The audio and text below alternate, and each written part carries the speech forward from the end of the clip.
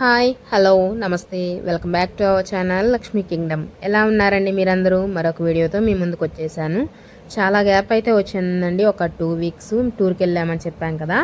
ఆ టూర్లో భాగంగా మేము వచ్చేసి అలంపూర్ జోగులాంబ తల్లి టెంపుల్కి వచ్చామండి.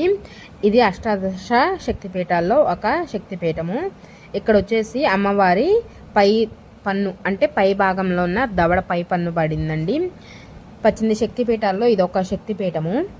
ఇక్కడ 14వ శతాబ్దంలో బహమనీ సుల్తాన్లు జోగులాంబ దేవాలయాన్ని, తారక బ్రహ్మ దేవాలయాన్ని బాగా పూర్తిగా నాశనం చేశారండి. ఈ విషయాన్ని తెలుసుకున్న విజయనగరం రాజు అయిన హరిహర్ రాయ తన సైన్యాన్ని పంపించి మిగతా దేవాలయాలను కాపాడారు.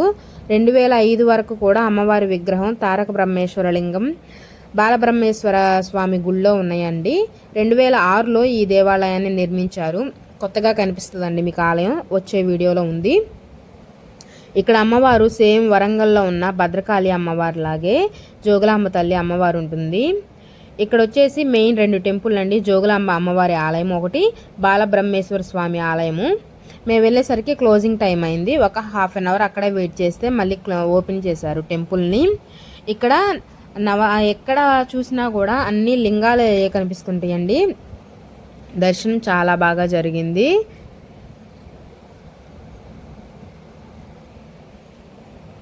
ఈ టెంపుల్లో మరకతం అని శివలింగం ఉందండి. అంటే ఆకుపచ్చ రాయిలో ఉండే శివలింగం ఉంది. ఇక్కడ ఎక్కడ చూసినా కూడా శివలింగాలు కనిపిస్తాయి. అలాగే తారక బ్రహ్మేశ్వర లింగం కూడా కనిపిస్తుందండి మీకు వచ్చే నెక్స్ట్ వీడియోలో. చాలా అసలు ఎన్నో ఏళ్ల క్రితం బాగా నిర్మించింది యుద్ధ సైన్యంలో. ఇక్కడ చాలా విగ్రహాలు కూడా బయటపడ్డాయండి. ఇక్కడ మ్యూజియం కూడా ఉంది. ఆ మ్యూజియం కూడా మీకు చూపిస్తాము, వచ్చే వీడియోలో ఉంటుంది. ఇదేనండి జోగులాంబ అమ్మవారి టెంపుల్. చూసారా, అష్టాదశ శక్తిపీఠాల్లో ఒకటైన అలంపూర్ జోగులాంబ తల్లి ఆలయం. ఇది తుంగభద్ర నది ఒడ్డున ఉంది. ఇక స్థల పురాణం ప్రకారం శివుని భార్య సతీదేవి తండ్రి దక్షుడు చేస్తున్న యజ్ఞానికి వెళ్ళి అవమానం పాలై అక్కడ జరుగుతున్నప్పుడే ప్రాణత్యాగం చేసిందండి. ఆ విషయం తెలుసుకున్న పరమశివుడు భార్య మీద ప్రేమతో ఆమె మృతదేహాన్ని భుజాల మీద వేసుకొని లోక సంచారం చేశారండి. అదే సమయంలో వరప్రసాదంతో మృత్యువుని జయించిన గర్భంతో తారకాసురుడు అనే రాక్షసుడు ముల్లోకాలను పట్టి పీడిస్తుంటాడు. శివుని అంశ ఆగ్రహంతో జన్మించి కన్యకల బాల చేత పెంచబడ్డవాడి వల్ల తప్ప మరణం సంభవించదని తారకాసురునికి వరం అండి. సతీ వియోగంతో శివుడు బాధపడుతూ ఉంటాడు. ఈ టెంపుల్ లోపలికైతే ఫోన్ ఎలవ్ లేదండి, అందువల్ల బయట నుంచి కొంచెం తీయగలుగుతాము. పార్వతీదేవిని శివుడు పెళ్లాడితే కలిగే సంతానం వల్లనే, కుమారస్వామి వల్లనే తారకాసురుని మరణం ఉంటుందని దేవతలు తెలుసుకొని శివుని ఒప్పిస్తారండి. కానీ మొదటి వివాహ బంధం నుండి అంటే సతీదేవి ఆలోచన నుంచి పూర్తిగా విముక్తి అవ్వాలని పరాశక్తి చెబుతుంది. దీంతో విష్ణుమూర్తి తన విష్ణు చక్రంతో సతీదేవి మృతదేహాన్ని ఖండిస్తాడండి. మొత్తం 18 భాగాలుగా విడిపోయిన శరీరం ఒక్కో భాగం ఒక్కో ప్రదేశంలో పడుతుంది. అవే అష్టాదశ శక్తిపీఠాలు. వాటిలో పెదవి పైదంతం పడిన చోటే అలంపూర్ జోగులాంబ తల్లి. చెప్పాను కదండి, ఇక్కడ తారక బ్రహ్మేశ్వర లింగం కూడా ఉంటుంది. అలాగే మరకత శివలింగం కూడా ఉంటుందని ఆకుపచ్చ రాయిలో చూసారా, ఇదేనండి. ఎక్కడ చూసినా కూడా శివలింగాలు ఇలాగే కనిపిస్తున్నాయండి. అలాగే ఇంకోటి బాలబ్రహ్మేశ్వర స్వామి ఆలయంలో కూడా శివలింగమేనండి. చిన్న శివలింగం ఆకారమే కనిపిస్తుంది, కానీ చాలా పవర్ఫుల్ అండి. చూడండి, ఇదేనండి శివలింగాలు. అప్పుడు యుద్ధ సమయంలో అమ్మవారిని తారక బ్రహ్మేశ్వర శివలింగాన్ని ఇక్కడ ప్రతిష్ట చేశారని, తర్వాత 2006లో గుడి కట్టిన తర్వాత అక్కడికి మార్చారని ఇక్కడ స్థల పురాణం చూపుతుంది. ఆ గుడే ఇప్పుడు మనకి కనిపిస్తున్న జోగులాంబ తల్లి. చూసారా, ఇక్కడున్న విగ్రహమే సేమ్ అక్కడ లోపల అమ్మవారి విగ్రహం ఇలాగే ఉంటుందండి. లోపల వీడియో తీయలేదు కాబట్టి ఇక్కడ మీకు పిక్ యాడ్ చేస్తున్నాను.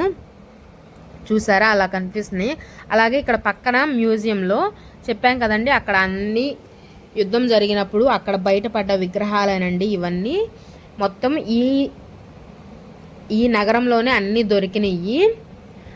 ఇక్కడ ఇంకోటి మాకు కొత్తగా ఏం కనిపించిందంటే, ఒక విగ్రహం సేమ్ కామాఖ్య అమ్మవారి ఉంటుంది కదండి, సేమ్ అలా ఉంది. కామాఖ్య అమ్మవారి రూపంలో స్త్రీ రూపం ఎలా ఉంటుందో కామాఖ్య అమ్మవారిది, కాకపోతే అక్కడ కూర్చున్న అవతారం, ఇక్కడ పడుకున్న అవతారము.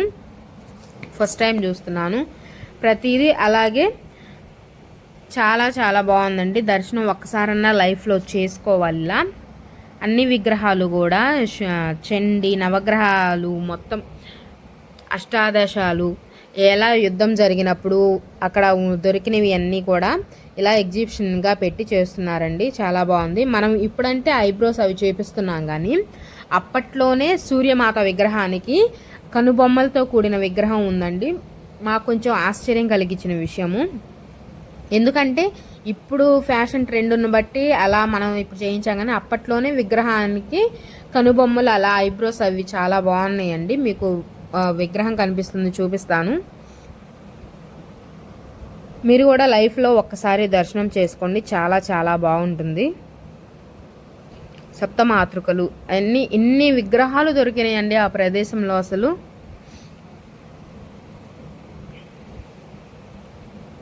అక్కడ అమ్మవారి బొమ్మ అయితే మాకు కొంచెం అట్రాక్టివ్గా అనిపించింది, ఆ కనుబొమ్మల రూపము. మేమంతా ఒక 30 మెంబర్స్గా టూర్కి వెళ్ళామండి. చాలా చాలా దర్శనం బాగా జరిగింది. నంది విగ్రహం అయితే ఎంత బాగుందో. ఈ వీడియో కనుక మీకు నచ్చినట్టయితే please like, share and subscribe my channel. చూసారా కనుబొమ్మలు ఎలా కనిపిస్తున్నాయో? అంతేనండి. నెక్స్ట్ వీడియోతో మీ ముందుంటాను. బాయ్.